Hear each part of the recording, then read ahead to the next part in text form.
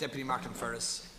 Good morning, Look, the beef and livestock industry is a big part of our sustainability of our rural economy. It affects every single rural parish in the country. And this contribution to rural Ireland, were it not for that, would be a barren area only for them. And I'm also very conscious of the fact, speaking here tonight, that particularly the small beef producer, his contribution to the dairy sector should not be forgotten, because it's the small beef producer that's buying up surplus dairy herd calves and bringing them and put them into the beef sector produce. The suckler cow is a hugely important as well to rural Ireland. But I've always been conscious of the opinion that the beef farmer has been the poor relation in the wider farming enterprise. And when you're the poor relation in an enterprise, there's less thought of you. And I have seen over the years, since I've come into this house almost 18 years ago, that the beef farmer has been struggling against all odds, against the political establishment, against beef barons, trying to make a living and try to get a decent price for their produce.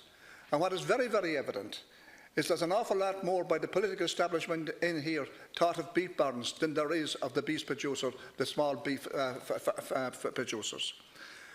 We have seen them being, the beef barons compliant again with the system and with the state, manipulating the market for their own selfish interests. And that's in this country. Everybody knows who I'm talking about. They can have the feedlots, they can manipulate the markets to suit their own greedy intentions. And that has happened continuously down to the years. And nothing has been done about it by the people in power who had the power to do something about it. We also see the actions now of Commissioner Hogan, Phil Hogan, what he has negotiated regarding the Mercosur agreement. What's that going to mean, again, to the beef farming sector and the pig farmers and the poultry farmers? Again, it's going to have a huge impact on their ability to survive. And I don't believe for 1 minute that the political establishment here, former governments and current governments, give a goddamn about the poor, weak farmer in this country. I don't believe for 1 minute, because you've sat in your arse all over down through the years and allowed the market to be manipulated at the detriment of the survival of the beef farmers. And that is something that maybe you will try to explain, Minister, when you stand up here tonight. Brexit is facing us down the road. What are the consequences of Brexit? On the back of that, Mercosur. On the back of that again, where does that leave what is left of our beef farmers? What will be left of our beef farmers?